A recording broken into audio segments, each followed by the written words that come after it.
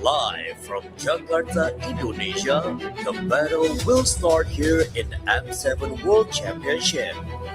Let the world see us.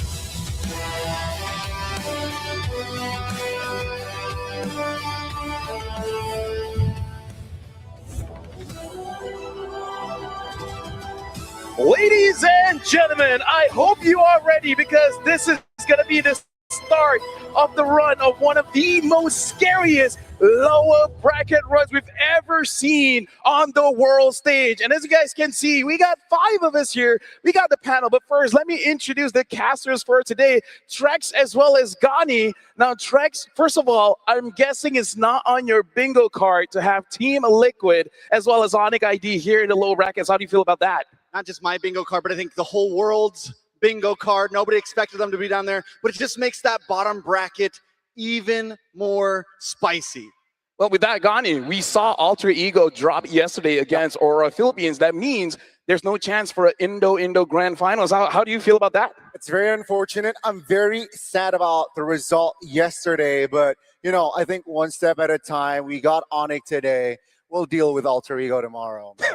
We'll deal with Alter Ego tomorrow. Anyways, those are our casters. But now, let's introduce the panel. My name is Afel, of course, and alongside me is Gideon as well as Wolf. Now, Gideon, yesterday, it was, how should I put this? The SRG game, it was an exercise without moving our bodies. It really was. It really was. It was an exciting time to be alive. And really, we thought that maybe the standard was going to be higher than that. I will admit that at least from Turkey, the representatives put one hell of a fight, but it also exposes some potential weaknesses for upcoming matches. What about you, Wolf? Yesterday, Aurora Philippines got 3-1 over Alter Ego. Do you like what you saw? It was very stressful as a Filipino fan to be in that kind of position, especially when you're supporting Aurora. But as a fan of MLBB in general, as a fan of the M series, I think it's great. We were restreaming last night with Naisu, and I gotta say, I was sweating. Even when I was, it was SRG versus Aurora Turkey, which wasn't part of part of the Philippines or anything, but it was real scary. And then you get to the final series of last night, and it was so nice. And a new meta is also brewing. Leonborn is appearing, man. Oh, yeah, of course, because here's the thing, Trex. Today is 2 elimination matches. And again, like, we're going to see one of our stronger teams go home. Are you ready to cast the elimination match? I am very ready. It's actually exactly why we're all black today. Is a funeral today for 2 teams at least. And as we go on, the stakes will only get higher. I mean, what more could you ask for at this point? And we're jumping right into it. What about you, Gani? Are you ready? Because Trex says he's ready. I don't know about you. Because Onic is playing. Exactly. Onic is playing, and I have an idea why you wear black today. But I gotta say, I think, I'm still quite optimistic about Onic today. Well, going up against Team Liquid, it's going to be quite an uphill battle. Now, while we're talking, let's actually look back at the journey of all of the teams here. We're going to be looking at the brackets, and it's quite brutal. I got to say, this M7 World Championship, every single game, every single series is a banger. We got to look at the upper echelon of the first match. Alter Ego getting 2-0 off of Onic Indonesia. I believe that is one of the first upsets, I would guess. And then Team Liquid going up against Aurora. Aurora won that one. Again, even the start of knockouts here, Wolf, a lot of unexpected things happen, but I'm all for it. I'm happy with the results. It definitely shows you how prepared teams are in specific teams. I would say that Aurora has come back from when they were defeated by Team Liquid first time in the Swiss stages. And then, of course, Alter Ego, after not meeting Onic for a long time, they've shown their cards up against Onic, and Onic couldn't really catch up with the metagame. And now you're looking at SRGS as well as Aurora Turkey, which are the teams that you would say that also have their own approach to the metagame. So I think that the teams that won in the first side of our first round, of the knockout stage, they're the teams that have their own thing going in. Yeah, we're going to be looking at the schedule after this, but Gideon, looking at a Team Spirit against Yangon Galacticos, and Alter Ego is waiting for whoever wins that matchup here. So what we're talking about is, let's look at today's schedule. Well, starting off with Team Spirit against Yangon Galacticos. Afterwards, it is Onyx going up against Team Liquid, and closing off the day is going to be Aurora Philippines going up against SRG. Talk me through Team Spirit as well as Yangon Galacticos first, because after this match, they're going up against Alter Ego, which is not an easy feat.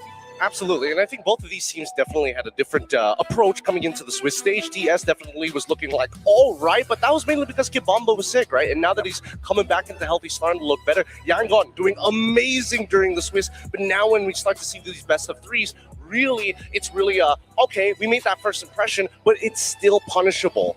Yeah. Honestly, like, I really have to look, because if Yangon Galacticos is able to defeat Team Spirit, that's actually kind of clutch for them, because back in the Swiss stage, they lost to Alter Ego 2-0, and that was the promotion match for both teams. So I really feel like Yangon Galacticos, if they're able to beat Team Spirit, that's really a matchup, a revenge matchup that they really want to look forward to. Yeah. And I think that Team Spirit is also a team that kind of feels like they are not 100% yet. Whereas for Yangon Galacticos, they peaked early. They had a very good run in the Swiss stages after winning back-to-back. And the way that they also won their matches was also pretty good. Now, when looking at the first stage of our Swiss of our knockouts, you saw some chinks in the armor of Yangon Galacticos. By the way, just to remind everyone, for the viewers at home, the order of the matches on the bracket doesn't reflect the schedule of the matches, but this one really is. You know, this schedule, yes, we're looking at the schedule for today. We're gonna have 3 best of 5s, and that's gonna be interesting, especially for whoever is working the first and third shift. Huh, Gideon? Yeah, I mean, we're going to be working all day today. It's going to be a long set of games, and if we learn anything from yesterday, we're expecting it to go the distance. Because now, some of these teams are at the brink of elimination, and that type of pressure, you must show at least a couple of those cards. Yeah, and if we are just discounting the Swiss stages where every team is playing in the M7 group stage, I think on all M-Series history, this is probably the most stacked day that we'll ever see. Oh, yeah, for sure. Because, again, it could be just recency bias, but I really feel like this is the scariest lower brackets. But for now, we got to talk about this. The world demands more. Coming in from both Team Spirit as well as Yangon Galacticos, because Yangon Galacticos coming in from Myanmar ever since M2, honestly started, I would say, a good look for Myanmar. But then after that, they could not get the same kind of success. But Team Spirit has gotten 4th place, like what, twice now, back-to-back? Back-to-back. So right now, the world demands more here, Wolf. The thing is, can Team Spirit give more? I think they can, for sure. This is the 3rd time that we're going to mention it today, but they weren't 100% in the first few days of M7. But right now, you can see that they even themselves say that they are more than ready. I was able to talk to Kid Bomba, and now he's saying that, yeah, I can be 100% come the second round of the knockout stages. And now for YG, you can also see that they did have time to prepare, because I think that the last time they played was 3 days ago, so that's a lot of time for you to prepare against your matchup. I feel like Team Spirit versus Yangon today is going to be a banger because of how much rest the 2 teams have gone. I mean, a lot of rest, but the pre-preparation, I think that TS might be coming up with better pre-preparation, because, again, it comes down to previous performances, net you scrim partners. And Yangon Galacticos, they're losing a lot of their scrim partners already. CG is gone now, so who else can actually get them to that upper echelon? I mean, like, here's the thing, and gentlemen, we got to talk about Yangon Galacticos' performance so far, because win or lose, it has been sweeps. They win against Team Zone as well as Onyx 1-0-1-0, but then when they lost against Alter Ego 0-2 against Team Liquid, 0-2 against CG, it's 2-0. So this does seem like a momentum-based team. If they're looking good, they're going to look good all the way. If they're looking bad, it kind of seems like they're difficult to recover. What do you think about this, Gideon? I think, momentum plays a huge part, especially in a team-based game, right? It's a lot of emotions, a lot of hyped-up energy coming into it, but you need to kind of focus it down and really sharpen yourself, because there are moments where we've seen teams go above and beyond but end up overheating, and that could hurt either one of these odds, because both TS and Yangon, notoriously, we've seen in the Swiss stage, drop BO3s because of it. Now, here's the thing, Wolf, is the same with Team Spirit. They have not gone 2-1 so far. 1-0 against Evil, 0-1 against SRG, 1-0 against Onyx, and lose 0-2 against Aurora Gaming Philippines, and then win at 2-0 against CFU. I don't want to say that, but historically speaking, Team Spirit has always been a team that always pushes their opponents to the limit. Maybe for M7 particularly, we will not see them get any 3-game series, but in the past, we know that Team Spirit, with the same lineup that they have, they are known to push their opponents. I would say, though, the main reason why they couldn't really finish force a 3-game series, it's because they were already forcing the game itself. Yeah. You get my meaning? Like if it's Yep, yep. if it's a 2-0, but it didn't look like an outright stomp 2-0.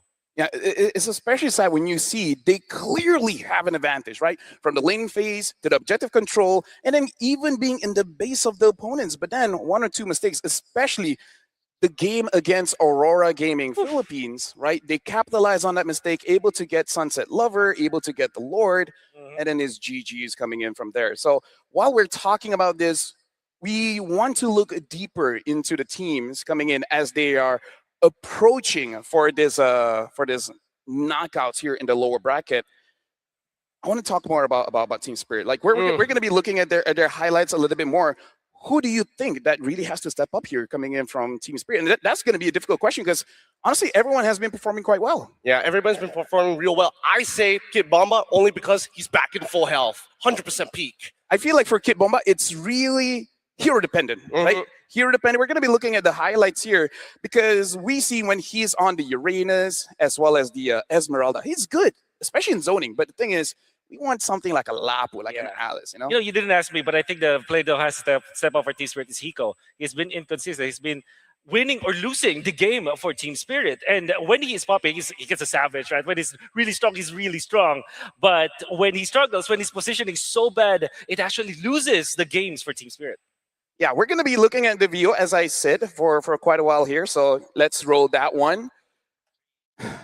Anyways, we're gonna be looking at how they've been playing so far. Get through the lower brackets. It's a very competitive lower bracket. Doesn't matter who, either Team Spirit or Young Galacticos make it to the next stage. They will fight either Alter Ego or Aurora Philippines.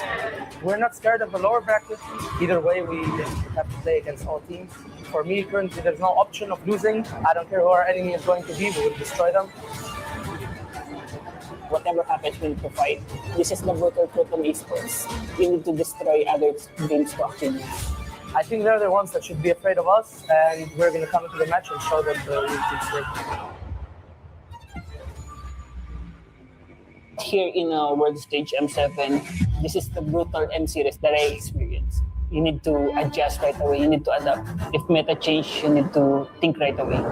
ကျတော့ hero တွေပါ train နိုင်မယ်ဆိုရင် game play ကိုနိုင်မယ်လို့ပြောလို့ထင်ပါတယ်။အခုဒီကျွန်တော်တို့ရှေ့မှာဆော့ရတဲ့ဒီပွဲတွေတော့ဆောင်မှာကျွန်တော်တို့ပုံစံမဟုတ်တော့ခံစားရတယ်။ဟိုနောက်ပွဲမှာအဲ့ပုံပြန်အောင် I think YG explained and Jungler are rookies. It will help us to beat them because they will get nervous in big stage. Burmese ghouls will be going home. ဒီဟိုကျွန်တော် F5 တော့အားဆိုတော့ရင်ပြုတ်မှာပါ။အဲဒီတစ်ခေါက်ဒီ M7 မှာတော့တော့ရက်ပို့ရတဲ့နေရာကိုရှိတယ် I think that we will be able to beat Yangon, and I think after that, we are finally going to break the top 4 curse. Blacklist International have swept Salesforce. I'm proud for making this far, but still the job is not yet done. We need to showcase more until we have the last breath. I'm 100% sure that we will be able to surprise everybody, and I'm not scared of anything.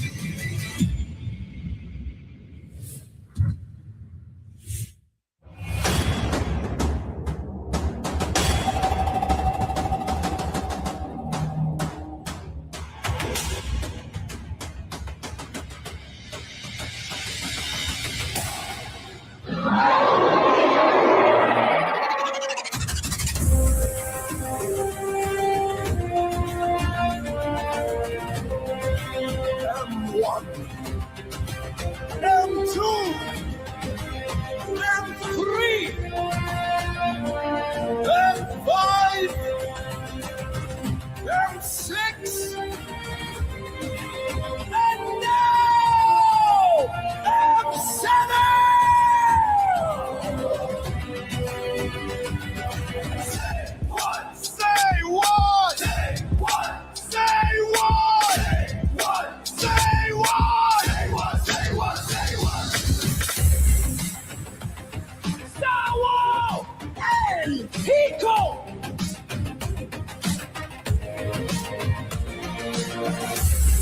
Sunset Lover and One Song!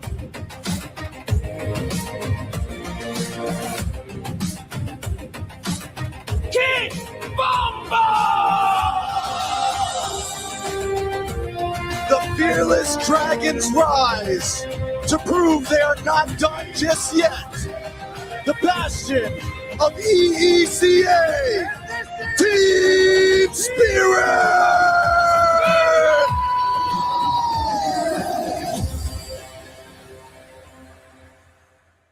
Ladies and gentlemen, the world is watching. Team Spirit is on the stage.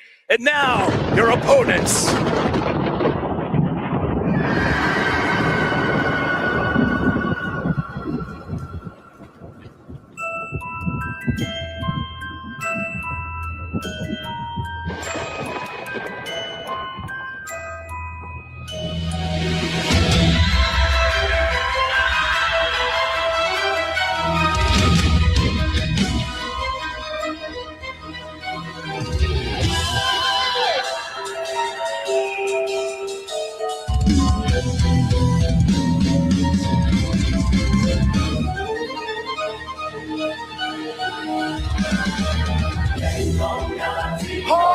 Hard!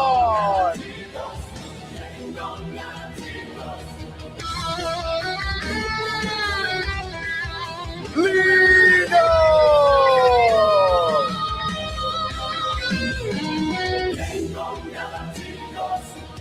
Blade!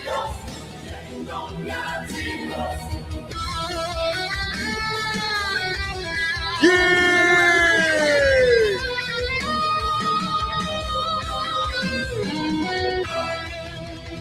Stage!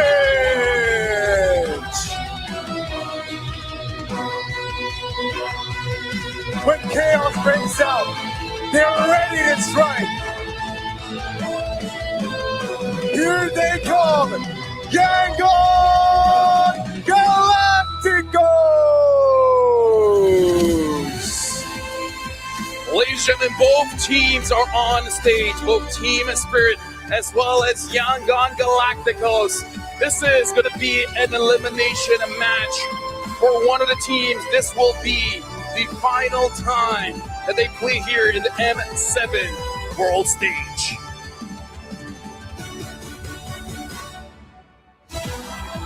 We know for sure that this is going to be a duel of mechanics from both teams. Myanmar as a region, they have known to have players who are really good at pressing buttons, and that's also true for Team Spirit. Now guiding them through this match are their coaches. For Team Spirit, it's Coach Goldstar.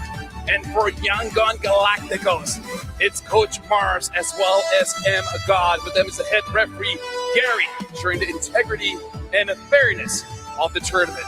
So good luck to both teams, because again, this will be an intense best of 5.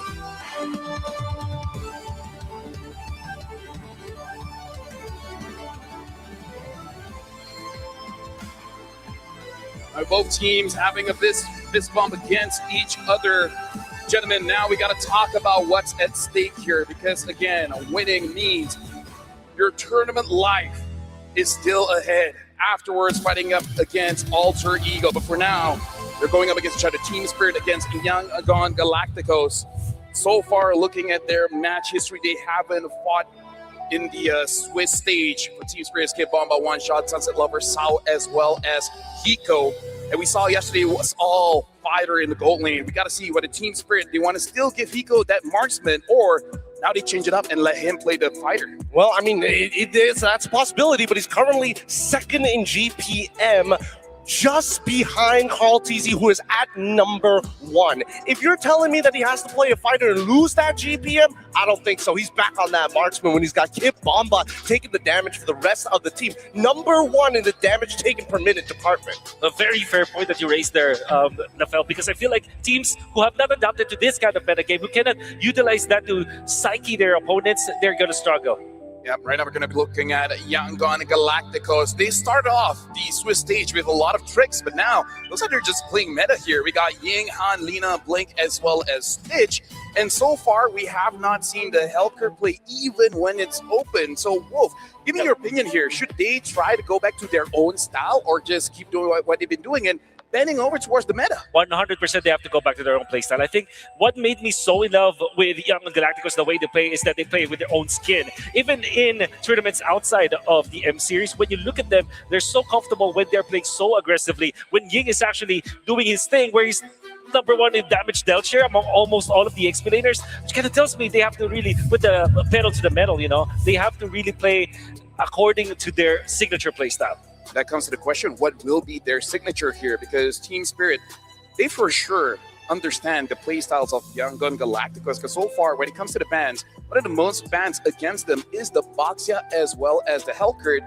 Do you think that will change? I think that it's still going to remain the same, mainly because Yangon Galacticos should expect this. They should expect these target bans. And now that the meta actually, I would say the meta favors Yangon Galacticos, because these guys are looking to affect teams in the lane itself, and they have supports who help them do that, like the Hellcurt. They just need to find other options as well, and maybe split up their forces to open up maybe a couple of openings for the mid-game turtle fights. Something that I want to discuss here with you gentlemen here is that looking at how M7 has been played out, when it comes to the drafts, I feel like it's more important than ever to actually have a winning matchup. And I feel like that's even more so going up against Team Spirit, where I kind of feel like in the EECA region, one of their strengths is the side laners, right? We're talking about Kit Bomba as well as Hiko. Amazing laners here. So for Yangon Galacticos, Wolf, do you feel like they really got to be careful of the picks coming in from Team Spirit just to make sure they don't lose those side lanes? 100%, especially because they can go and attack a specific side lane in that regard. Maybe they can focus on Kid Bomba, but I would say some teams have focused on Hiko and were successful against Team Spirit when they do that. And I think that the Young Galacticos can actually play that way. Although we can see Stitch playing the Cloud many times, I think he can also play some aggressive laners, like the Granger, for example, that he can take away from Hiko. Yeah, looking at this, we can really see a relation from the goal per minute as well as the kill participation. Much higher team fight participation from Stitch, but lesser goal compared to Hiko. Higher goal, but then less kill participation. Now, this is also something that I want to ask Eden, because I have my own personal opinion where Team Spirit looks the very best when they have a burst-oriented lineup. Right? Something like a Pharsa, something like a Granger. Do you think they will be given this kind of composition? I think they should honestly lean into the playstyle. This is what made them so good in previous internationals, with their level of execution and the consistency of which they hit their initiations is rather insane. And the only time they actually drop those games is when Sunset Lover, who was supposed to be the outlet, either isn't performing well on that day or is hard targeted by the opponents. Sometimes he overperforms too, right? When he gets so hot, it gets too hot that he actually makes the mistakes. I can really fairly remember when he tried to go for the play against, was Aurora actually.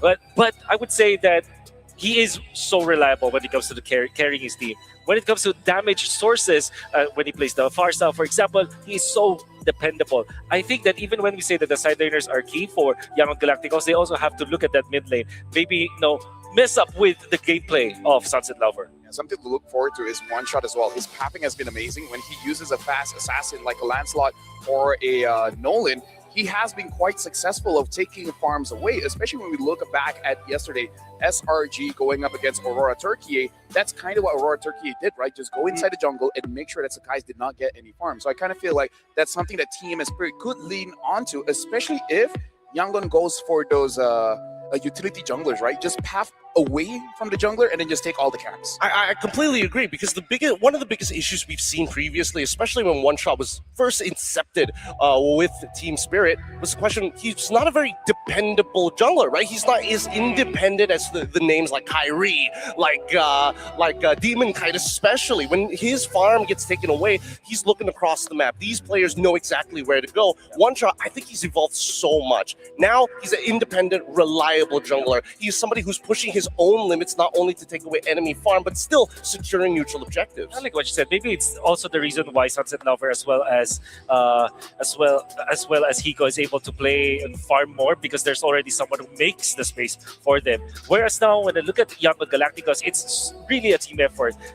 I feel like when I watch them, when somebody struggles, everybody just, it's contagious. It's contagious. That's what I feel like. But when they are on fire, it's also very contagious. I remember seeing Young Galacticos still win fights, even when they're down by 1,000 gold, 5,000 gold, just because they know how to team fight together. Well, ladies and gentlemen, we are about to jump straight into the drafting phase here. Team Spirit going up against Yangon Galacticos. Yesterday, it does seem like who's ever on blue side or first pick does have a more commanding draft. So now we're going to see who will be on that blue side. And looks like it is going to be broken walls for game number one. Yangon Galacticos first pick here. They instantly grab the Sora.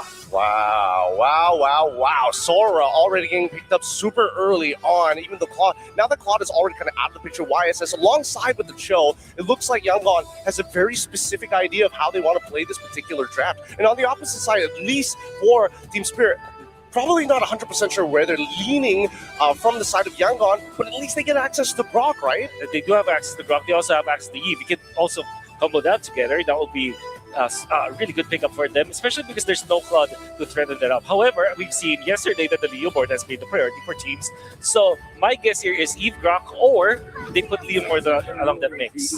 What is that I'm hearing? That doesn't sound like any of the that I said at all. Now, while we're here, we got to talk about the bans here because Team Spirit still respects the picks coming in from Yangon Galacticos, banning out the Hellcurt as well as the Boxia, and then understanding Yangon Galacticos would want to play a lot of utility. They ban out the Jushin as well.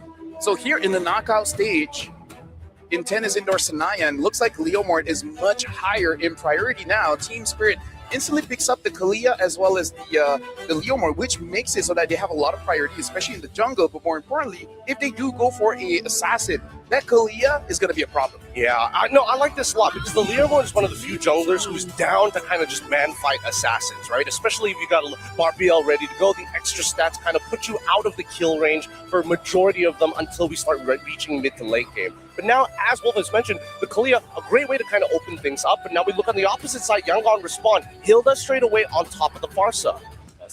Typically, this will be covered up with a Freya because you want to deal as much damage and you want the fighters on the side lanes. It's also a dive that can match up well versus this Farsa. At the same time, if you're looking at Team Spirit, they really don't like to play fighters on Hiko. Yep. So this is such an important slot for Team Spirit because now they can either secure the Freya or something like a Granger or a Harriet for Hiko. Now, looks like they are going to pick up the Eve here because I really feel like for a Team Spirit, they have to consider, do they still want to go for a marksman, something like a Granger? Because I feel it very interesting here. They pick up the Leomord, and the answer from Yangon Galacticos is that Hilda. Traditionally, you want to chase after your assassin, but if your opponent is going to be that fighter, it makes it so much easier for you to focus on one target, and that usually is the marksman. But I kind of feel like if Team Spirit, Hiko has been practicing those fighters, I think it's good to kind of punish the mistake of Yangon here picking up the Hilda, because I feel like if no Hilda has displacement, I don't think she can displace Leomord enough so that he misses Barbiel.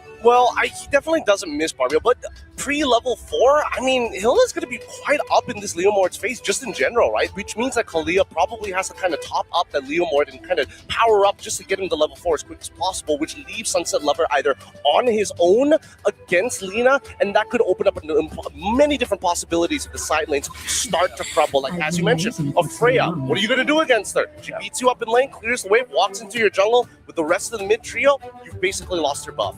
This is the problem now for Team Spirit because they third pick the Eve, and I'm not totally against it. I think the Eve with the Kalia is such a strong combo. Sunset Lover will definitely have a great time with that. However, they're facing up against a Hilda, which kind of requires you to have some shred damage. It's also true against the Sora. I would have preferred the Lunox, or if they picked up the Hiko hero in that slot, they could have gotten the carry or the Granger. Now, there are problems that they have to face. Exactly, but I think that maybe the fourth pick for Team Spirit should be something like an Esmeralda or any kind of shred, you know?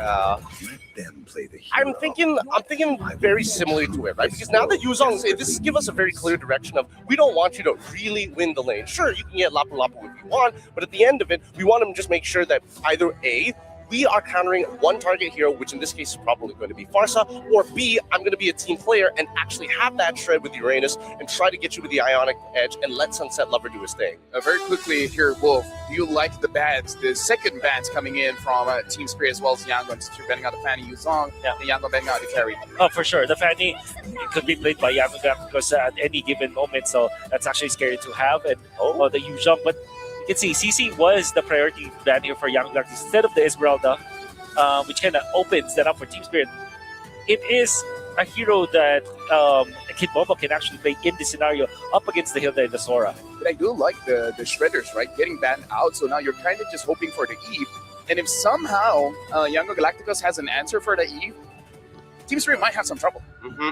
I think that at this point, it's a really difficult decision, right? Because what are you playing for? You playing for lane? You playing for your team? You playing to have a little bit of both, right? Being able to play for your team while still winning out that lane. Esmeralda fits that build really, really nicely. And better yet, it makes it so much worse for Yangon to be like, yeah, Uranus is great with Farsa, but I don't think he's going to leave lane. Yeah. Now, if you're going to be looking for a jungler for Young Galacticos, and I think that most valid option should be the Hayabusa in the scenario up against Eve. You have that dive, which means that now Sora can be played in the Gold Lane and the XP lane. I think this Esmeralda will go to the XP lane. That means that you kind of have to match it with a hero that can counter that. But something tells me, maybe this is the time where we see Benedetta, So do behave.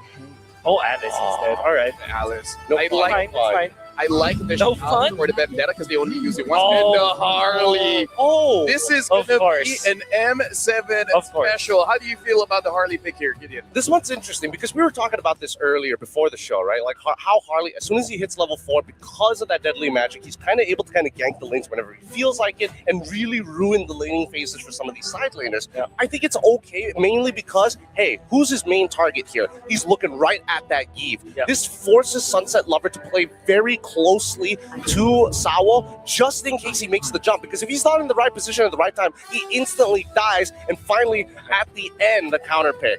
So it looks like this is going to be an Esmeralda gold. Wait, no, since Sora is gold, might as well Valen gold. Well, the laning phase is going to be interesting, but we did talk about this. The laning phase is so important coming here in the M7 World Championship. So thank you very much, Wolf, as well as Gideon, giving your insights. Looking at draft, I got to say, M7 is looking pretty spicy here. I'm very happy of how the drafts happen here in game number 1 of this elimination match. So I hope Gani as well as Trex is ready, because I do want to see how well this Harley really matches up, especially going up against, I would say, fighter silent. Consider the Valentina in this situation a fighter. So Trex and Gani, the floor is yours.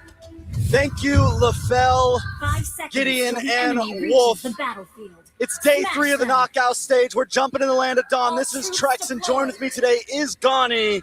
How are we feeling about the draft, Gani? Welcome You know to what? Mobile It's a good Legends. opener, right? I think both teams, they're taking a bit of a risk, which I'm down. I'm all for it, right? It's the best of 5, ladies and gentlemen. And let's see. Yangon Galacticos and Spirit.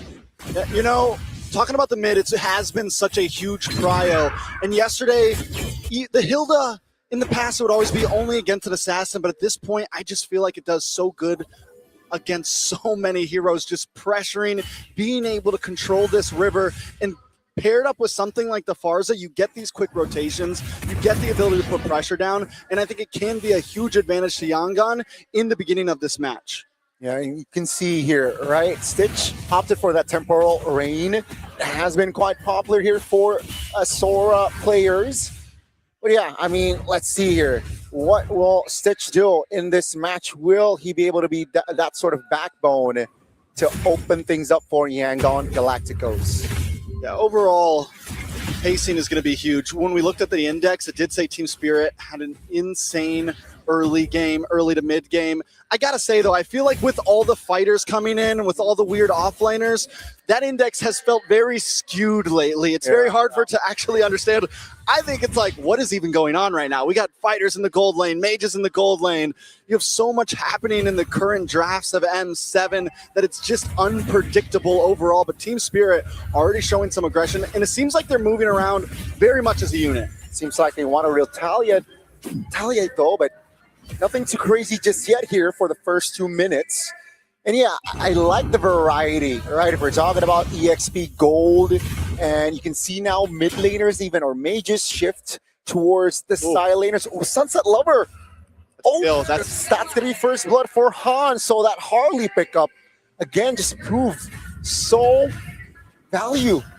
And that's just 5v4 for Turtle. I feel like Spirit, they can't Turtle now. Yeah, and it felt like Young Guns Galacticos honestly maybe didn't want to contest it. You're up against a Leomord, you're up against a Kalea and Esmeralda. It would have been a hard turtle to fight for, but taking out Sunset Lover that early on gives them a nice advantage on this. He is back on the map, but at this point, Team Spirit, they're going to go for purple. They're going to find other plays in the map, and Han is able to take first turtle along with first blood of the game. Yeah, that's a very healthy lead. And Spirit, they gotta find compensation. That's gonna be Phantom Steed popped. Blink now shifted. Oh, take a look at the damage there. Kid Bomba is able to get out. That's Flicker though. Huge Flicker.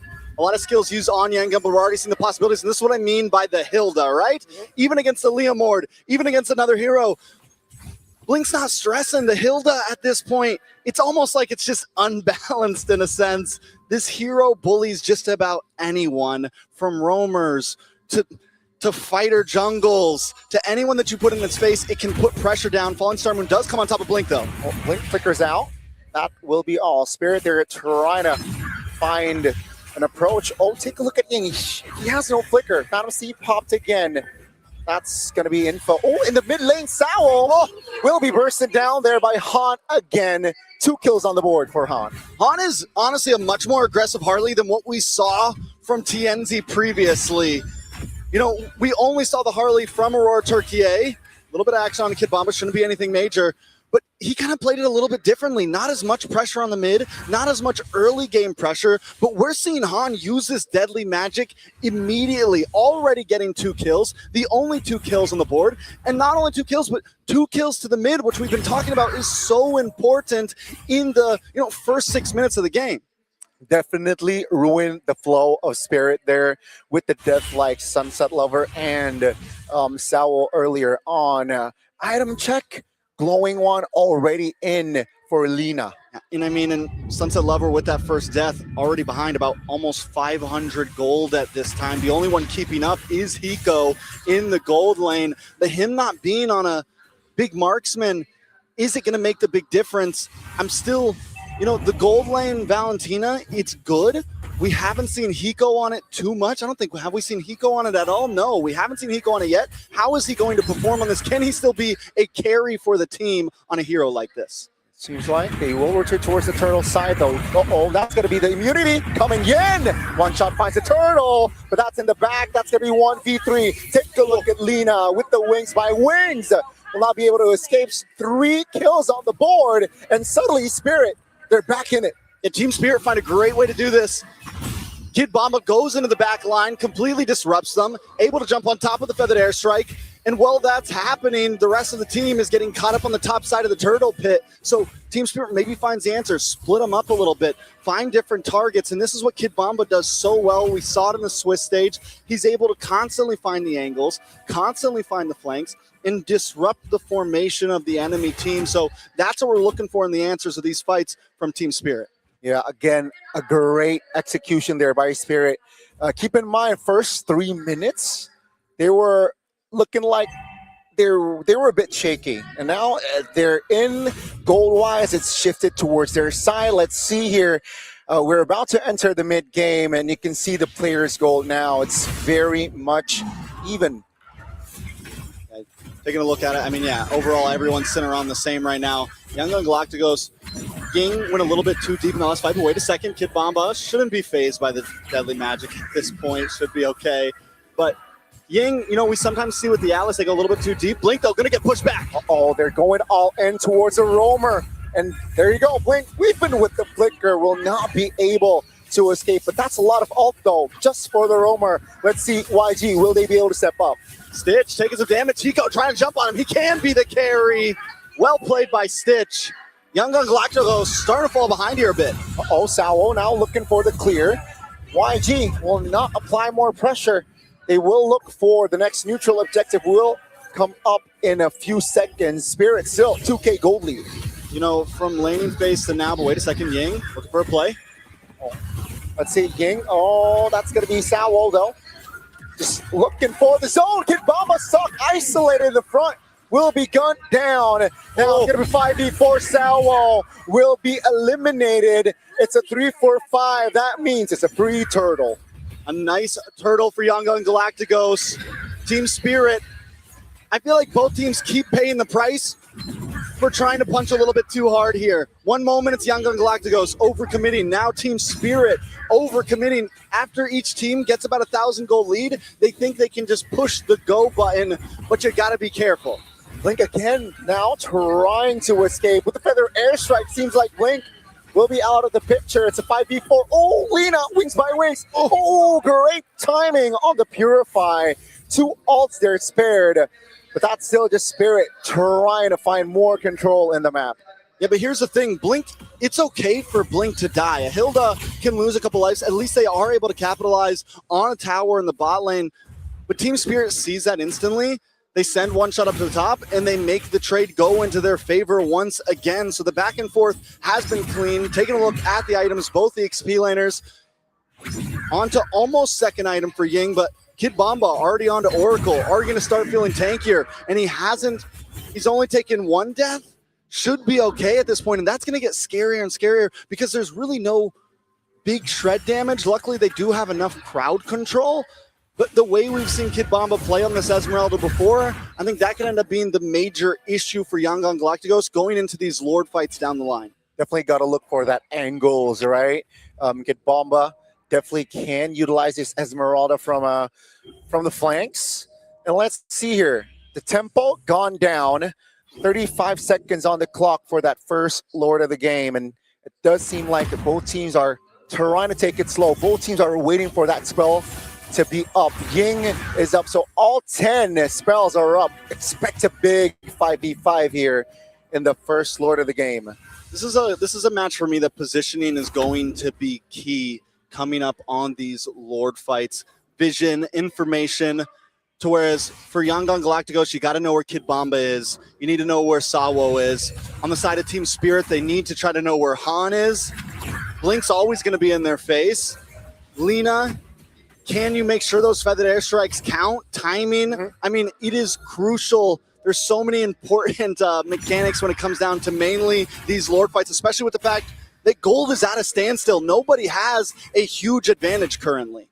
Yeah, both teams are just waiting to pull the trigger. Spirit, though, is on the Lord. Glaive already in hand of Han.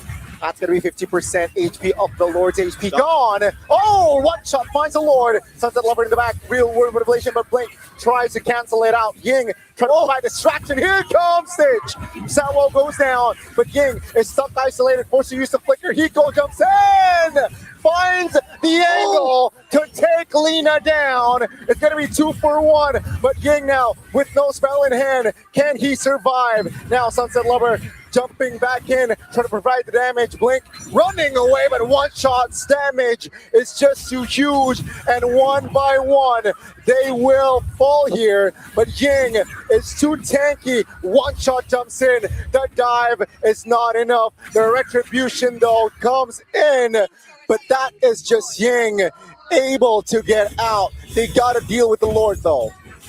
All right, so Team Spirit, the moment they know Han is in the bot lane, they immediately start rushing the Lord. They get it. Young Gun Galacticos wants to try to take advantage. Okay, fine, maybe we get a couple kills here, and it bites them in the back. I gotta say something though. Hiko's not playing Valentina. This man is essentially just playing Sora, and he might be playing it better than Stitch right now. Yeah, especially from that last fight. 3 kills on the board already for Hiko. Got to keep his positioning right, though. There's a shutdown. There's a bounty if they take Hiko down.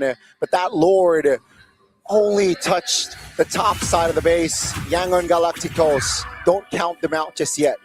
Yeah, they're definitely staunching the bleeding right now. And again, luckily we didn't go into that Lord fight with 1.5K gold lead already. So at this point, Team Spirit holding a 2K gold lead. So the fans of Young Gun Galacticos can still kind of wipe the sweat from their brow. But they got to think about how they're going to approach these next neutral objectives. I don't know if Han is the one they want to send up to the opposite lane. They need him ready to be able to retry for these Lords, because Team Spirit, we saw it in the last one. Once they get vision on you, fine, we'll rush it. We're comfortable rushing it. We're cool with the 5v4, and we're going to make sure you don't make it in time. Oh, that's Kid Bomba just being a constant nuisance. Hiko finds an angle to find a finishing touch. It's a 5v4 now. Ying jumps in with Alice. Oh, through the ruin there in the back. Terrified, one shot is there to provide the damage once again. So gonna be a 3-4-5, but Blink will not be able to escape. Stitch goes in and is unable to do much. Now he's on the run. Team Spirit not gonna let him go. Oh no, Stitch isolated and another kill. That's a triple, by the way. Add that to the drawing board. Almost a wipeout. Team Spirit showing why they deserve to be here. I mean, Team Spirit's just, they're staying as a group, they're working as a group, and they're doing it so cleanly. And Yangon Galacticos is just falling right into the trap, one by one by one. Even Stitch, the fight was already over. Stitch should have never engaged there.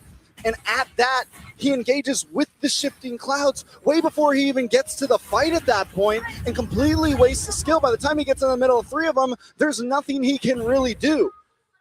Yeah, so unfortunate in that situation there. I think with this Lord, with this lead, if Spirit is able to just, play it perfectly, I think this might be a game-winning Lord.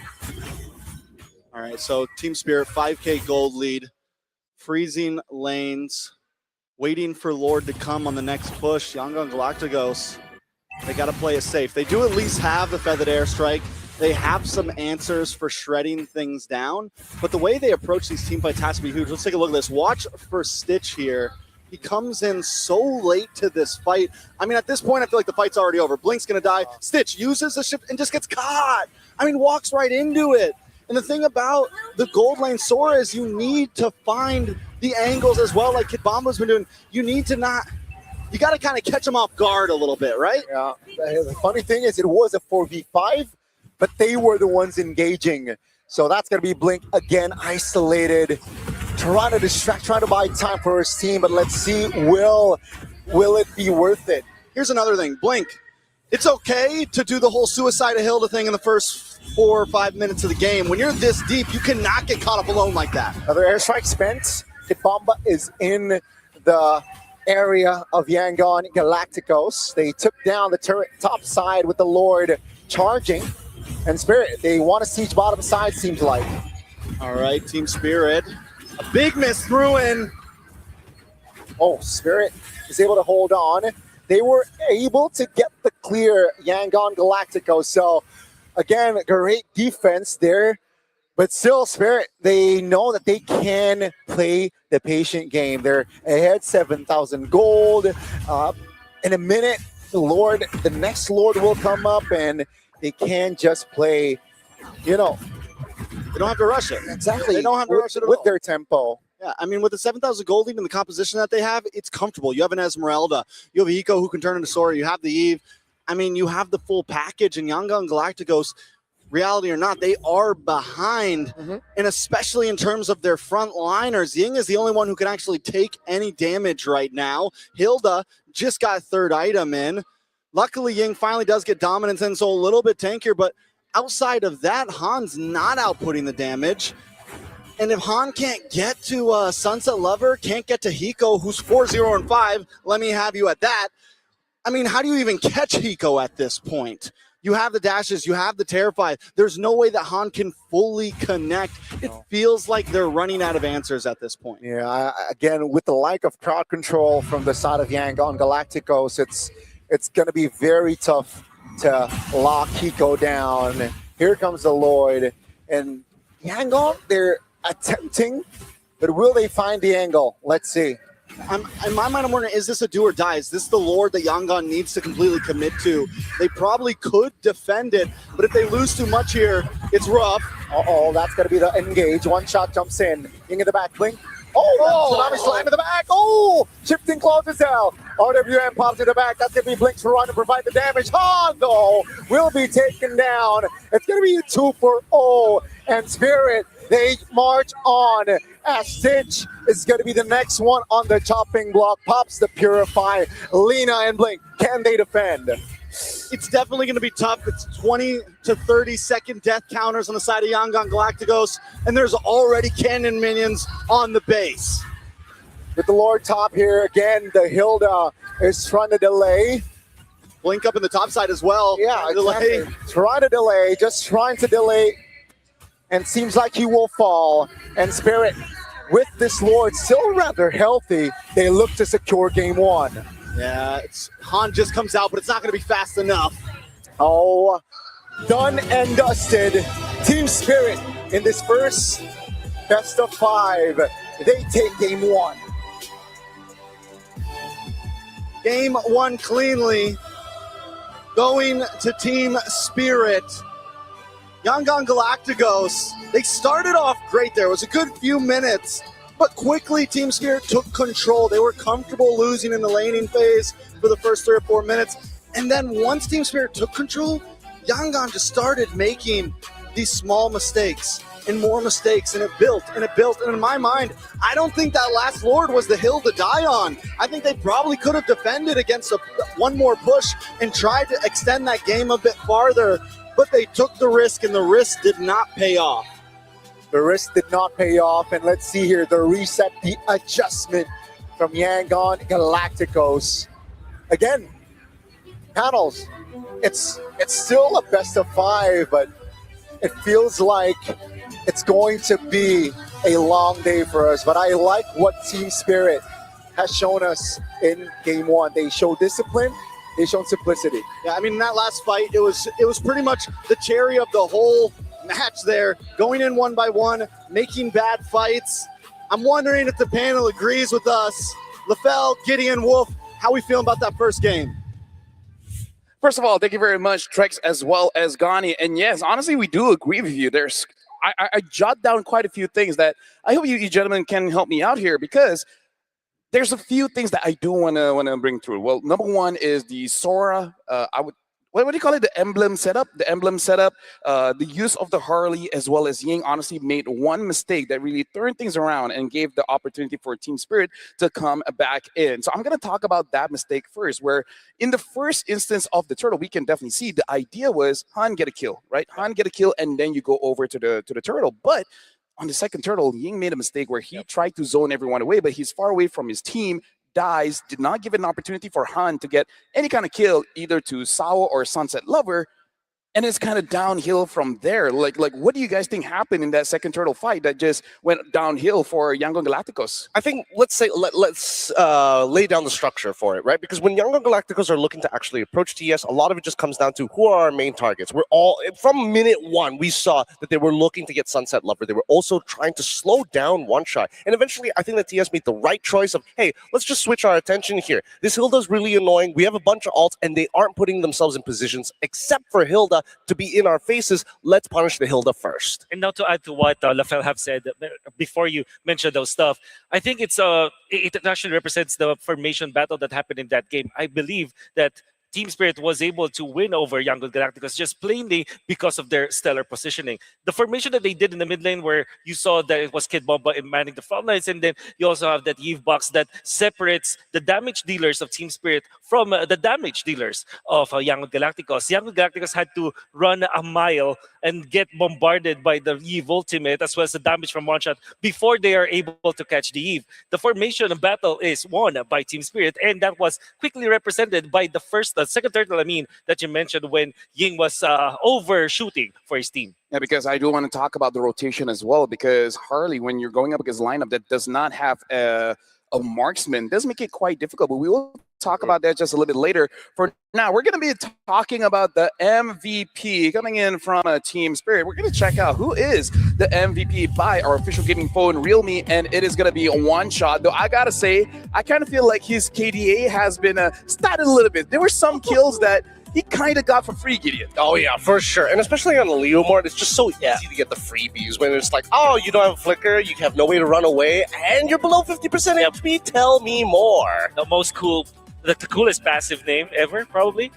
Oathbreaker. That's pretty good. See, Leomord is just a cool hero. Yeah, it's just a cool and I would say edgy hero. Yeah, very edgy. He's a nightmare. Yeah, he's a nightmare actually. What we do know about this Leomord is that he played it so well. I think that he is one of the better performances that we've seen with the Leomord. The way that he gets into the fight, but also you have to remember that he's playing up against the Hilda. So I think the Team Spirit as a whole was able to protect his Leomord from being from lagging behind when it comes to the farming. Because usually when you go for the assassins up against the Hilda, you usually struggle. But in this case, it wasn't. It wasn't. We're going to be looking at the highlights here, and this is where we want to talk about the rotations as well as what they were supposed to do, because this was the fight at the second turtle. They were able to isolate Ying, and then we can see like everyone was far away. In fact, I gotta say, Team Spirit did a good job of understanding where Han is and playing away from him, because looking at my notes, after 7 to 8 minutes, Han was invisible. There was nothing this Hardy could do, and why is that? A lot of it is just making sure that Han is in a position where he can actually do something, right? Because again, as much as he wants the dash, as soon as people kind of figure out, wait a minute, he's coming from the tri-brush, we can immediately start pushing towards the tri-brush while shoving him into the rest of the scene, because he's playing in very linear manners. Oh, I need to be in range so that Lina can actually combo with me, and we can find the one-shot. We can find one-shot maybe, or we can even look towards Sunset Lover if he's in range. But then we need to talk about the ways that they're approaching, because of the geography of the map, attacking through the mid lane, knowing that the Lord is on your side. And more importantly, this is where Kid Bomba gets to do whatever he wants, right? How many times was a Falling Star Moon targeted towards Lina because he just so happened to not check a bush? Geography is such a cool word to use in this particular scenario, because it's actually what you can see. It's the way that Team Spirit is playing the map of the mini parts of the skirmishes, where you put the real world manipulation so that the Harley, if he tries to jump the Eve or this Leomord, he cannot really freely hit with the first kill. Although he can pop the ultimate, he cannot supplement the damage afterwards. And when that happens, you can see that Leomord already has lifesteal his way out of the situation. Speaking of geography, you got to talk about clouds, and I feel like we got to talk about the elephant in the room here, Stitch on this Sora, because I look at this emblem setup and it's Rupture, Festival of Blood with the fighter emblem. So clearly he wants to do a little bit more damage, but when we see Hiko, his emblem setup is all defense, but he still did a lot of damage. Do you guys feel like it might have been a mistake for Stitch trying to get a little bit greedy, thinking that he could win the 1v1 against Valentina? I think that most of the gold laners have chosen Temporal Rain as well on Sora. I would say usually a bit defensive, not the Rupture. That's actually true. You know what? Maybe in this particular scenario, yes, it is. Especially because you're looking at a fighter setup as well from Team Spirit. There's no hero that you can really burst like immediately with your hero. And also, if you're looking at YG, they really don't have that burst kind of strategy. Even when you can say that Farsa as well as Hardy, they are quote-unquote burst, they're not like actual immediate nukes where it just, deletes the hero. So maybe, yeah, the Rupture did not work in that regard. Personally, I think the way to look at it is because of Sora's passive, actually. Whenever you have extra attack damage or max HP, you convert it to the opposite depending on which form you switch. And that's why Stitch, early game, I'm looking to be in that lightning form. I'm looking to win out the lane, maybe get a couple of ultimates. Later in the game, immediately he's thinking, oh man, if Ying misses his engagement, I gotta be the one. And that's why his setup wants him to actually survive deeper into these fights. So now my question to Wolf here, because I feel like Young Galacticos, their draft can actually work if they have a lead. Yeah. But realistically, how much of a lead they actually need to make sure that they can deal with Team Spirit's draft? That's an interesting question. I think it's not a matter of how much lead that they have. I think that keeping it steady at 2,000 for the first 8 minutes and 10 minutes is fine, as long as you're able to get into the front lines or select a proper target. Neither was true for Young Galacticos. Not only did they not get a good formation of skirmishes, they also couldn't find the right target to burst. Like, would you actually jump the Leomord? The Leomord can just go for the lifesteal and sustain himself, even when you pop your ultimate on the Harley. Then, if you're looking at the Eve, well, it doesn't matter if the Eve dies, as long as the real world manipulation is already put up. Is he able to pop his damage? Not having an immediate burst on your team, the heroes that can actually just, throw their skills away and die afterwards, they benefit from it. We're going to be looking at the goal graph here to really see the momentum of the game. And as our casters have stated, in the early game, it was actually looking quite good for Young Galacticos because, again, they controlled the mid. Make sure for the first 6 minutes, there were no rotations at all. But one turtle take coming in from Team Spirit, and that's where you can see the rise of Team Spirit controlling the map. There was a bit of a dip where they got a good fight for Young Galacticos in the river, but then after that, Team Spirit controlled everything. So now for Gideon, looking at the game, what really caused this big spike of goal curve that made it so that there's really nothing that Young Galacticos can do? Well, I think it really boils down to the performance of Lincoln as well, Stitch, right? It was clear that Hiko was a better Sora than Stitch, and Kid Bomba arguably a better roamer than Blink, because he took that role so quickly because Sawa needed to be an anchor to protect and cover angles from the Harley. That's why Kid Bamba is allowed to kind of be like this Hilda, get it in people's faces, start peeling, start creating opportunities. But from mid-game onwards, literally, any ults coming up from the side of Yangon is just ineffective if it's targeted towards their tanks. I think it's also because at 8-minute mark, I can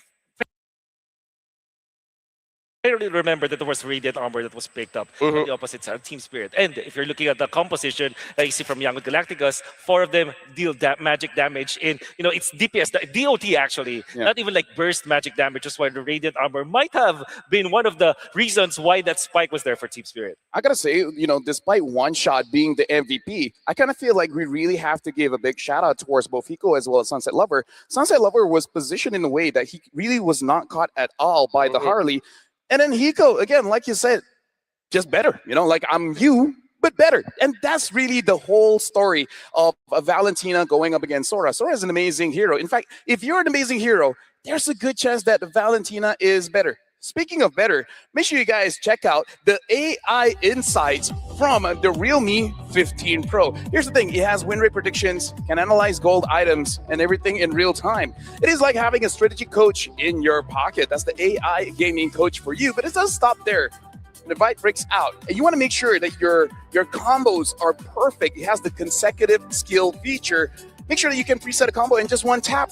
Everything is done. It guides your strategy and elevates your execution. That's full AI-powered edge from prediction to performance. It's a complete package. You play, we carry.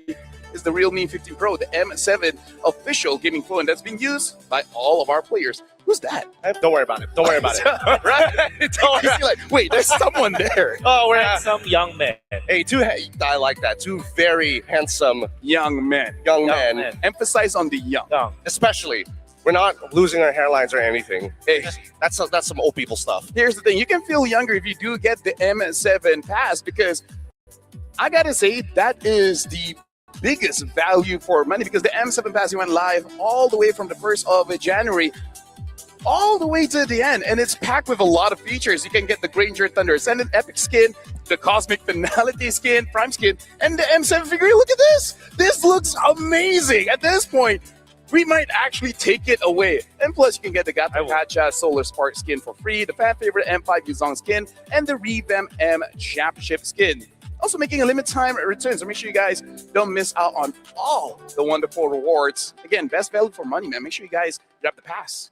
It's a good time to play the pass. And honestly, I've been trying to work on it. Goodness, you really gotta work. We work really hard, okay? We don't get to play the game a lot. I mean, even when I do get time to play the game, I am nowhere close to 100 just yet. I think I've only just broken 50, and even that took a little bit of sport chests. Excuse me, I'm not even 30. Oh, goodness. Oh. Because let me just say, I'm not having fun solo. And every time I want to play with my friends, they're working. Yeah. I'm working all the time. We have actually broken our yearly tradition of doing Brawl every time. Yes! We have not been playing Brawl. Yes! Who's to blame here? Naisu. There you go. There you go. Blame Naisu. There you go. So now we're going to talk about game number 2 here. But before we even begin, right? We're going to see what you guys think. Pick our pass. Now, I don't know what topic we are going to be talking about here. So which is the best role for Sora, right? Is it in the EXP? Is it in the gold? I kind of feel like the face of gold lane Sora is innocent. When it comes to the EXP, we got quite a few names, including Nino. Nino probably comes to mind. I think, yeah, it's actually just thinking. I mean, like, Sora hasn't been led through quite a lot. Not a lot, actually. Big facts, big facts. Edward, actually. Yeah. He plays a mean. Oh, I don't know. This one's really, really tough. I would like to say gold lane because I feel like the matchups are way easier for Sora. It's just I hit for, I kill you, end the story. That's interesting. I think I'll go Expedite because I'd rather see gold lane marksman. Maybe that's my bias. So at XP lane, like you see how Sora XP laners outplay their opponents, and then you can dive the mid laner as well as the marksman as well. I think EXP lane Sora has more utility. I would say right now, EXP is looking pretty good because I took a look at the upcoming patch notes, and it does seem like playing EXP Sora will just be slightly bit more difficult because they're raising the cooldown for the Torrent form, right? And then they're not touching the Thunder form. So I really feel like, getting those kills in the early game, on the Thunder form is going to be much easier. We might even see it transitioning all the way to the jungle. Who knows, right? Who knows? I like that. I like the idea of just the Thunder form not being touched because, again, great abilities. I think it was probably a little too high on the base damage, but hey, I'll take it. Yeah, I think that sword needs to be nerfed in general. So I'm gonna be You're listening. unfortunately though. That's well, since he doesn't want to talk about this, let's talk about the players here. Young Galacticos, what do they really have to change? Do you really feel like, Wolf, is that it's the draft? Because from where I was sitting, it does look like they don't deal that much damage. By the way, can I just say, with them casting here, with the TV here, you and me having our devices and me write down notes, I feel like how do I say? A professional? I feel like a judge. like a sports happening, and I'm like, yep, that's a foul. Yep, that's 1 point. Yep, that's 2 points. You're an umpire or something. Yeah, umpire. Yeah, there it is. I feel like an umpire. I mean, you are actually, practically speaking, you're taking care of the two panels. Yeah, maybe along the way this will be a versus. This will be like Gideon and myself versus Trex and Gani. Hey, as long as I'm not involved, I'm happy. But yes, going back to the question, do you feel like Young Galacticos did not have enough damage? Yeah, for sure, 100%. I agree with that. But I think it can be fixed by their second phase picks. I believe that the way that they managed their first 3 picks were great. They got the Sora, they got the Hilda, they go with it, and the Pharsa. I think that the first 3 picks are good. However, they did not ban accordingly. I honestly felt like the Esmeralda should have been banned in the second phase, and they could have taken a different route with the choices that they had. But of course, that was just game number 1. Come game number 2, that is something that they have learned. Maybe Harley against the Leomord is theoretically good, but in practice, it could be hard. I also think that they should probably change their priorities from let's look for pseudo winning lanes to you just need to straight up win the lane, right? And I think that YG has kind of put themselves in this corner where they can't really get back out of there because TS is like, we're flexible enough to sandbag some of those lanes at the very least and then get mid-game spikes compared to Yangon, who's like, I'm willing to ban out CC just so I can play the lane. Well, ladies and gentlemen, we are jumping into the second draft here. It looks like it is going to be Flying Clouds. Team Spirit will be on the first pick and still respecting the health grid as well as the box set. So it does look like Team Spirit coming in here, they have a good idea when it comes to the bans. It really is on Young Galacticos that really has to adjust. They have to adjust a lot here, and the Eve is going to be the first ban coming in from Yangon, now holding priority for the second. Are we thinking that maybe even Kalia needs to go? That way it can open up with that. Assassins? I think so, especially because of how comfortable Team Spirit are with that. But there you go, on point. Maybe Hilda could also be banned by Young Galacticos, but at the same time, they also have to think about the Jushin, because them banning the Eve means that the Jushin first pick for Team Spirit will be a free hero. So will Team Spirit ban on the Quad here? Quad. They can first pick it though. They can use that. They can first pick either the Quad or the Jushin, because as of right now, gentlemen, I kind of feel like teams are just embracing, you know what? It's not bad to use double fighters. Yep. Let's just go with that. Just go with that. Maybe the Grok could be the choice here for Team Spirit. I mean, we said that the last time, but the Kalia That's was also open. true. I feel like if there's like Grok and Joe, if they had to make some choices, never mind. All the injustice in the world. Joe is the lane winner here in the M7, all the way from, I would say it started to show up in the wildcards, but then as the Swiss stage just continues, people are like, you know what? I don't even need good kicks. I just need to stop the mid from farming. I actually prefer the Cho to be the go-to roamer rather than last year's meta of just, it's got thought. Yeah, you know what? What a fun lane. I'm with you on that one. I'm with you on that one. Okay. I want to see Minotaur prior to here as a Minotaur main. Minotaur might be picked up. I think it disappeared in Swiss stages, right? Yeah. It's like a niche pick, you know? It is definitely a niche pick. Decent Shin. So yeah, they open up the Jushin as well as the Cloud as the leverage so that the Cloud will go back to them. I think that's just Jushin is the first pick here. Oh yeah. No doubt about that. For YG, it will pick Claude. Grok? Claude Grok would be good because Jushin Grok is scary. Something to know, if they do pick up the Grok, I kind of feel like Team Spirit, they really like the high loss Jushin combo. Makes it very annoying for any front line. So even if you play double fighters, not going to be feeling good. That's right. Like the Crimson Lightning. That's Leomord. I like that, actually. Fight for the ultimate Hilda. is picking. Okay, so this kind of tells me that Team Spirit can really shift their idea to go for a utility jungler and then the Claude. Fredrin Arla and then target EXP laners in second phase. That could be good. Oh, Frederick Arla, I love that. Fredrin Claude in this scenario because Claude might be bad. You're right. You're right. The Claude is, no matter what, Claude is always going to be a problem. Oh! So TS is taking a couple of notes here from Aurora PH. And now with the Freya as well, just to kind of say, we already have the counter pick. It can be a little bit more flexible, but it doesn't matter because if these fights go extra long, Freya is just going to outvalue everybody else. Now, this really scares me for Team Spirit because having the Freya kind of forces them to go for an assassin jungler in the second phase, which means that Hilda, no matter what happens, you already have the value for the Hilda because you can now stop the jungle. But maybe that's the reason why they pick up the Kha'Zix, so that there is a way to contest that Hilda when the Hilda tries to go for the invades. Now, for YG, I think it just totally makes sense to get... CC? I would have said Kimi, actually, but they go for the CC. Which is interesting because I don't know if it actually wins against the Freya. Maybe not, actually. And so far, there's not really a lot of front lines here. Maybe this is just a deterrent to make sure that One Shot does not use a Fredrin. Maybe try to force him out to use something like a Guinevere or something, which so far only has won once in the entire M7. So quickly here, Gideon, with the 3 picks of Team Spirit as well as Yangon Galacticos, which one do you feel like is looking much better right now? I think in terms of raw flexibility for an overall draft, Yangon for sure. But in terms of just power and like clear direction, I think that TS for sure has a good idea. Yeah. I wonder if there is a world where the Fanny will be picked up by Team Spirit.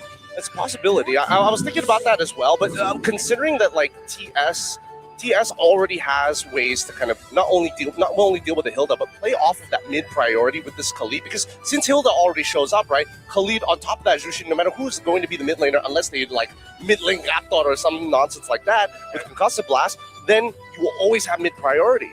Question here, folks, because having the Khalid as well as the Jushin, does this make it safe enough for them to use any assassins against the Hilda? Yep, pretty much it.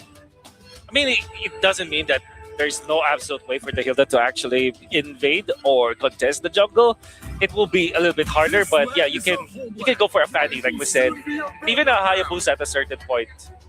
However, this is interesting because the Nolan is a hero that can sustain himself, although it's not as fast as the Leomord when it comes to the jungling. So they still banned that out. Kind of tells me that Team Spirit might be giving us a different kind of jungler against the Leomord. Maybe not a Lancelot, maybe not a Hayabusa.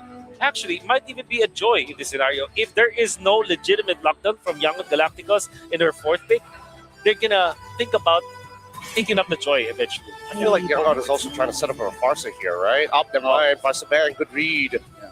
Right now, honestly, like I feel like Yangon is also thinking they might pick up a Joy because this CC, if the CC has a good time, there's gonna be two heroes that's not gonna like it, right? Imagine if Joy and Freya jumps in and then they're both caught and then they're just gonna take free damage coming in from the Leomord. So I really feel like Yangon Galacticos, their draft honestly really centers around how good this CC is at locking priority targets. Which is very scary because it can easily be countered by, again, like I said, the Joy eventually.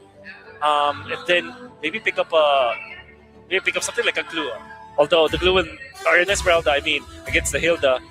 So this should be a lockdown hero for YG. I think Alice should be a good choice if they do want to pick it up. Or maybe a Kimi. There you go. It's a Kimi. Kimi's great. You're great. You are greater than ever. I just want people to see me. Yeah. I will let them see you. Yeah, especially the world. I want the world to see us, you know? So now we're into... Joy. I like Joy. Joy, yeah. Joy doesn't seem like a bad idea. I'm trying to think if there's anything else that is punishable because now that Kimi's available, things like even Hayabusa, Fred liking the Arlen. Liking the Arlen. Okay, it's Arlo with Joy. Maybe it's enough with Jushin and does Freya have? Freya does it, right? So, yes, no, she has a knockup. Oh yes, she does. Is there a world where we see a Mincitar for YG? Is that the reason why they're actually just giving away all of these very mobile heroes? I mean, I suppose, but I don't think they have any means to kind of like force a neutral, right? Like they don't want to sit on top of it. They can't like hold on top of it. They can't sit on top of it. So going for the Phoebus makes a little more sense. Phobius might be the only EXP hero that can be played in this scenario. However, I still feel like Team Spirit has a Joy that can freely roam around the map. I think this is a very comfortable game for Team Spirit. No, honestly, I agree with you because if the Joy is free, honestly, the Phobius might not have an amazing time because by the time there's a lot of shred on this Joy, it's going to be quite difficult. So, final words here, Gideon. Do you feel good with the drafts coming in from both teams? I feel very, very good. For TS in particular, I would like to see whether Kid Bomba can actually get out of that lane scot-free. If not, YG, Ying, it's all up to you, sir. Well, ladies and gentlemen, thank you again, Wolf, as well as Gideon. This draft so far, Game 1 and Game 2, it is very interesting. So now, hopefully our cast is ready because Trex as well as Gotti, it's Game 2, Team Spirit against Yangon Galacticos. Here we go. Team Spirit taking game number 1. Can YG regulate the score? This is Trex. Join with me as Gani as we jump into the land of Dawn. Now, Gani, last game we saw YG do very well at controlling the early game pace, and then they just fell apart around second turtle. For me personally, I think they need to kind of do the same thing once again. They need to try to disrupt this Joy. They need to look for camp steals. They have the ability to do that. But Team Spirit already looks like they might not want to let them. They have this Khalid, and look how aggressive Sawo is. Oh, already, again, blink on this Hilda, right? So, yeah, game 1, I agree. It was them.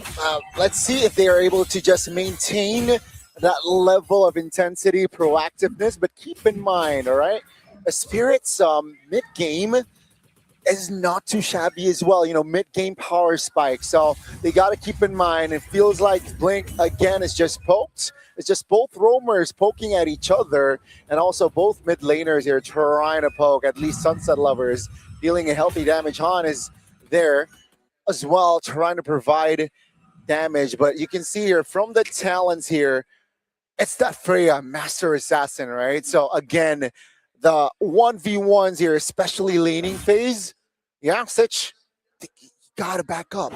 I mean, to back up. He does have the one thing, the casters or the panel was talking about how well the CC is going to do into the Freya. I do feel like in terms of gold lane, it shouldn't do a horrible job because of the ability to kite and get out of those dashes. But spacing is crucial. You take one step too far, you get caught in a knockup, and Freya's on you. Look at Hiko right now with the double tower lane cut, and this is what Team Spirit does so well, and this is going to give Hiko the advantage to find the angle, find the flank, come in an unexpected way, and look how quickly all 5 of them are ready for this turtle, essentially. Yeah. Kid Bomba is already 4, so it will be a 5-man first turtle for Spirit. That's going to be Phantom Seed by Han. That's one shot, providing, zoning away, providing damage as well. Hiko jumps in. That's going to be Han, though, not able to steal. Sunset Lover finds the kill. Sitch is in the area, but that's going to be a kill and a turtle for Spirit. Man, Hiko did such a good job at bouncing back. One shot comes in. They're able to zone Yangon away piece by piece. They never fully commit all members, but one of them just continuously keeps Han stuck into his own jungle, never getting the chance to enter into the turtle pit. And this is Team Spirit. I mean, just now at this point, controlling, pacing. Yangon Galacticos, when is the time that they can actually pop off? Steed popped, committed. Sunset Lover, peculiar position. That's going to be Han, bursts it down. Now without their jungler, Sunset Lover trying to survive, flicker all over the place. But that's against Spirit. Kid Bomba finds the angle and takes the double. And we all knew that was coming. Kid Bomba sitting there on the other side of the wall. Ying might be in a little bit of trouble here. Still able to survive, but that's just 2K gold already in hand. 3 minutes in. That last play from Kid Bomba. He's sitting at the wall. We all know it's coming. Both members of Yangon Galacticos just stuck under the tower, knowing it's coming as well, like the firing squad. And he comes in with a final slash, super clean from Team Spirit. Han, though, trying to make a play, but Sawo's here to help him out, and now Han's in a bad spot. I mean, this is the problem, and this is what Team Spirit's been doing so well time after time, zoning and pacing in every single small fight. Boy, oh boy, what a treat we have here. And yeah, again, with the Genius One already in hand for one shot, that's just a spike already for this Joy. And Yangon, their adjustments here entering towards the mid-game is going to be heavier. It's going to be tougher for their side. And Spirit, look at what they do now. You know, no objective, tempo down. And the big problem is the Joy is supposed to be a slightly later hero, right? Yangon Galacticos, in technicality, should have had possibly a small advantage. Luckily, Sawa was on the Khalid, and I think that's what really helped Team Spirit push early on. But with Yangon Galacticos already falling behind, this Joy is only going to get more and more out of hand for them to handle. Fashion pulse pops. Sawa, half HP. Oh, the back, that's going to be Blink trying to hold on, but Hiko is there. That's going to be a 1-for-1. Both roamers going about down, but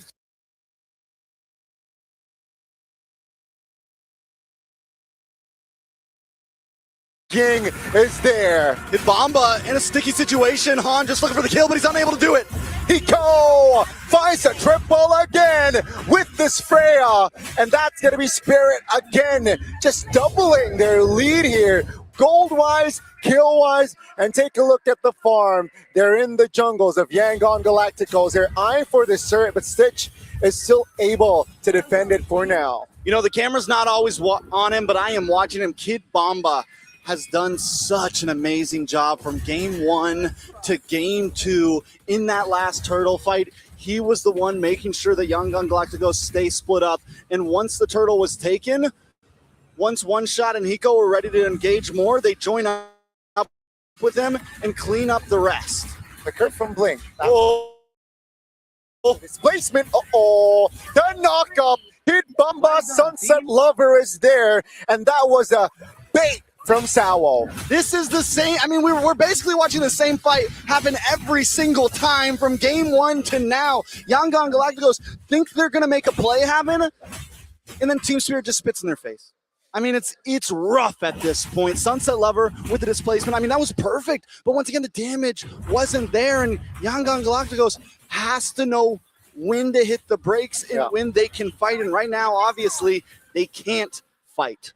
Definitely, they got to choose their battles here. Again, Spirit, entering mid-game, they're at a very healthy lead here. 5,000 goal lead. And Yangon Galacticos just catching strays. Even Sawo right now, the roamer of Yangon Galacticos, has more gold than 4 members of Yangon. I mean, it's tough. Han is far behind on something like a Leomord. Yes, we've seen the Leomord do great things in the knockout stage so far, but those are players that are stealing camps, putting pressure on the enemy, and Yangon have lost that opportunity. It's a 6,000 gold leads in the hand of Team Spirit. What is their comeback potential? For me, maybe Stitch in late game, Lina in late game, but definitely not now. I don't even think they should be fighting for this turtle. Bamba with the final slash there. On towards Lina, no flicker, that's big information. Now, do they want to fight King against Thundub? Kid Bomba finds an angle in the back, that's One Shot again. Just creating a zone for Yangon Galacticos to not enter the turtle pit. And now Spirit is eyeing for that mid. It's going down. It's like, why? Why even go? It's the 3rd turtle. It's not the end of the world. Now Han's going to drop as well. Hiko with the mega kill. 4-0-1. One Shot takes turtle. Yangon is just handing them this game on a silver platter at this point. The win con for them is you have to wait it out. We're 8 minutes in. It's 1,000 gold a minute at this point. There is no way you're winning a single fight, a single trade. Gold deals a lot of damage, and that's Hiko finding the unstoppable. Now Hiko is still again so annoying. Kid Bomba finds the angle for that final slash to connect, and Lina will be eliminated. This is not looking good. I'm gonna keep it honest here. I'm not gonna try to sugarcoat things for anybody because the fans wouldn't have it, right? So, like I said, there are win cons for YG. We've seen compositions like this pop off. CC does have a decent late game, can shred through, can kite. But at this point, we're talking 10 minutes from now. We're talking when both teams get to 60K gold and then it's just a tie game. And that's a long way from now. And the way that Yangon's been playing, I don't even know. When Skypiercer comes in for for Ying, for Lina, is it even worth it? I mean, yes, it's a cheap item, but at this point, maybe go for something else. And when you get the opportunity, pick it up later as 4th or 5th item, if you even get that far. But at this point, you're going to get nothing out of that item. It's a 2,000 gold lead over to Sunset Lover in the mid lane. It's a rough position. Not many teams could get out of this, and if you're going to get out of this, you need to play this game perfectly. I mean, it's quite desperate going for that Sky Piercer, but that's going to be Blink again, isolated in the front, just taking everything, and that's got to be Kid Bomba taking the kill. We're not even 10 minutes in. The gold lead is already above 10,000, ladies and gentlemen. Again, things are not looking good for YG and Spirit. All they need to do is just control tempo, you know, and just wait for the next objective and so on and so forth. So far, so good for Spirit. At this point, honestly, Team Spirit, in my opinion, could try to force an end game right at this board. Yeah. The only reason why they might not is because they don't want to get loose and pull bad habits into future games. In all honesty, I feel like they could crack the can open and look for an end game here with the way YG is playing in game 2. Team Spirit, though, have been keeping it patient, which I think is a good habit, right? You want to try to carry these habits into future because, no, you can't just disrespect every team in the top 8. But with a 12.3K gold lead at only 10.5 minutes, with the type of composition, you have Hiko on a Freya, who could probably shred through 3 members easily, possibly under a tower. I mean, there was a large amount of domination. Young and Galacticos blink majorly, cannot go too deep. We saw that mistake happen from him in previous games before a Lord came in, before a big fight. He goes and jumps into 3 members. That is something we cannot see. Definitely not. Lina can't get too far. Han needs to think about when he's going to pop his Phantom Steed. They need to essentially just focus on Lord in this fight. Let's see, they still have Holy Shields. Will they have enough gas to defend? Let's see, Spirit now trying to find an angle, sieging top. And yeah, they have triggered all 3 Holy Shields. Hiko has the golden staff in hand. So, you know, attack speed-wise, it's buffed for Freya. Freya's up. I mean, Freya definitely. Oh, speaking of Hiko, already diving in. Yeah, still able to get out. That's going to be knocked up, though. Ooh, take a look at that damage. Ying, the Phobius eliminated. And that's going to be Sunset Lover just initiating for his team. That's a double for one shot.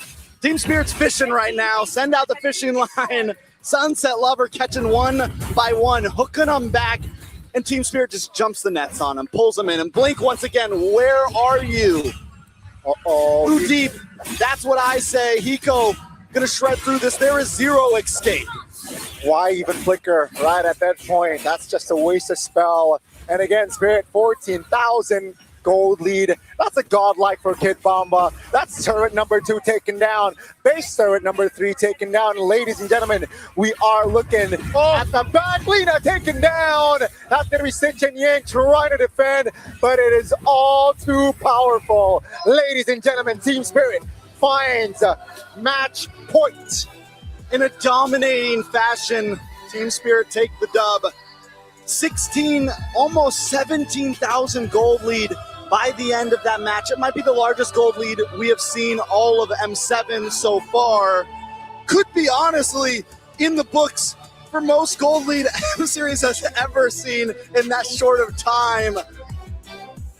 Young Gun Galacticos, there are so many things they need to work on, I feel like, at this point. Is it the pressure? Because we have seen them have really high highs. We've seen them play amazing games. I came in today thinking that there was a chance that they could maybe bring the upset, but Team Spirit is crushing any of those thoughts. You know, even not just based on performance, right? I think the drafts, you got to start from the drafts as well.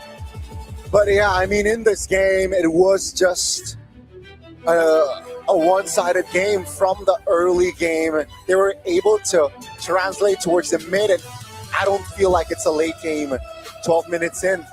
That's Spirit. Again, just showing quality of MLBB, good quality of MLBB. Yeah, I mean, just clean, aggressive play. And even though they were aggressive, it wasn't like they were ever extremely pushing the envelope for what they had. I can't wait to hear what the panelists had to say about this. LaBelle, what do you think? Well, first of all, thank you very much, Gani, as well as Trex. That was a game, and and in a way, like if I was a boss, I would just say, no notes. You all did pretty good.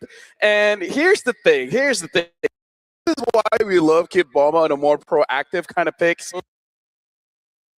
Because he looks good. And here's the thing.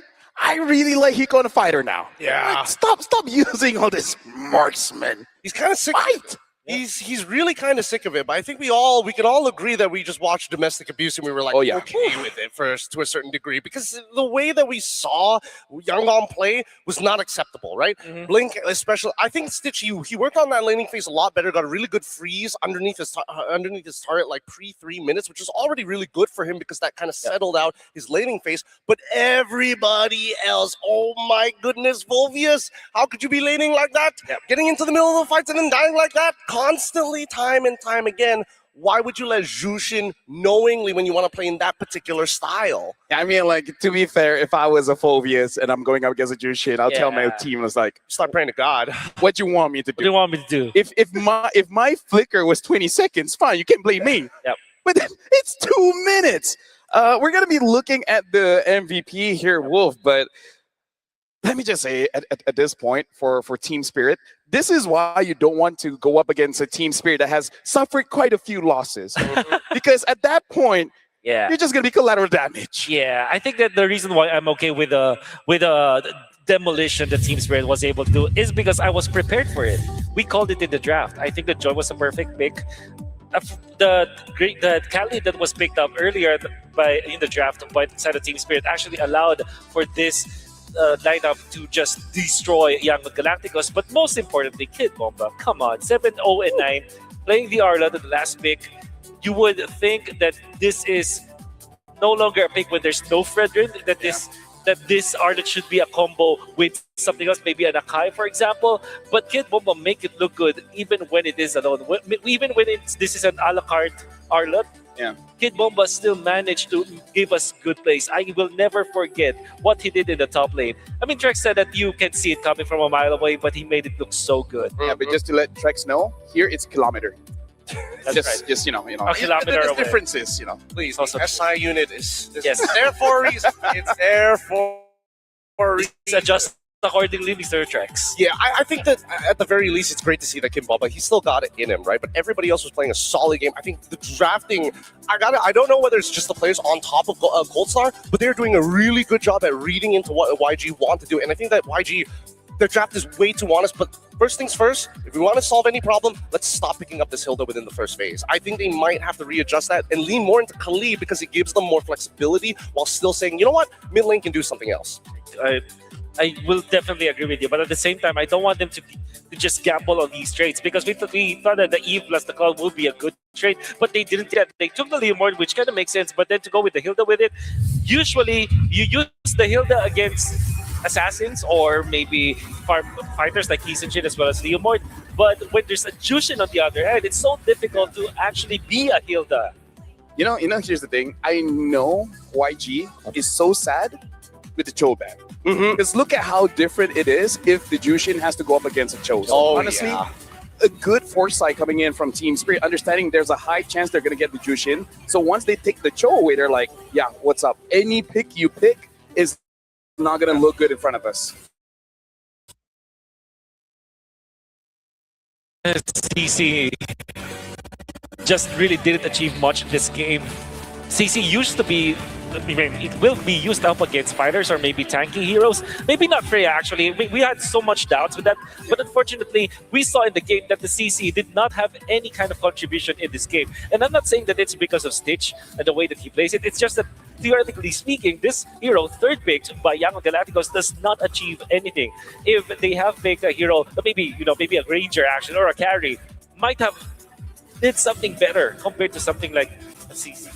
Well, gentlemen and all the folks back at home, just to remind everyone, this is an elimination match. That's true. As stompy as this is, the upcoming fight and everything after that is going to be the very last chance for Yangon Galacticos to hold on to their M7 World Championship life. And looking at how strong a Team Spirit has been looking, is going to be very difficult for Yangon. If there's any kind of surprises that they have, if they want to make it so that they have no regrets, the next draft, it has to be spot on. It has to be perfect. They got laid out on the table because Team Spirit right now, they are about to let the guillotine fall. They're going for the decapitation, right? They have to, because the faster they finish this game, the more time they can just chill out, watch the other games, and really start to prepare for the next match. Yeah, because as far as I know, their next match is going to be tomorrow, and it's up against Alter Ego. Yep. Ever, but the job's not finished yet. YG, I think that they only have to start with the draft. Game number 1, they look promising when it comes to their first 3 picks. I think they really overreacted from that loss of game number 1 when they did try to go for game number 2 because they snatched the Leomord. They didn't mind the Claude nor Khalid, for example. They did not really manage the Jushin because if you're looking at the heroes of YG, there's no actual Jushin counter. In fact, YG lineup does not counter anything from TS. It even just allows Joy to be really good. Question here for Gideon, because we did talk about you need to win the lanes, especially going up against Team Spirit. Do you feel like Yangon, with the picks that they have, there's really not much that they can do in any individual lanes? Well, I definitely thought, that's why I was leaning right at the beginning of the draft. It's like, yeah, Ying, he's got technically the perfect matchup to actually win out his lane. But in terms of just raw impact, I think that Kid Bomba just played a little bit better, right? Freeze it underneath your turret, wait for that level 4, really minimize the trades overall until you are level 4, and then just play the team fight, because what's Ying gonna do? Fight into my Sunset Lover Jushin 2-1 and 15? Dear Lord. Look at that, Stitch has 0% team fight participation, means that he was really not involved at all. And we did talk about this during the draft. The current call is such a big ult against Team Spirit's draft. But again, there was no opportunity, right? Hiko made sure that Stitch was a non-factor. And then everyone moving forward, Sunset Lover dealt with them. And Kid Bomba makes it so that you don't have a choice. Well, the moment I see you, I'm dragging you back to my team. For sure, but I think that YG also understood that it's like, okay, the only time I want to use Curtain Call is if, for example, if One Shot wants to get out of a fight or if Sunset Lover is trying to peel, right? Yeah. Because if he throws it at anybody else, I'm throwing it at Kid Bomba, I'm throwing it at Sawa, well, guess what? They're already diving our backline. It's not really going to do much. Yeah, unfortunately for YG, it's from the minute number 1, from the laning stage alone, when we said that they have to win it, they're already handicapped because of their hero pickups. I thought that Phobius was just really a pick that they had no choice at all. It looked promising, but you can see that it didn't also create any opportunity for them. From minute 1 up until the end, it was just Team Spirit, man. Now, here's the thing. I really feel like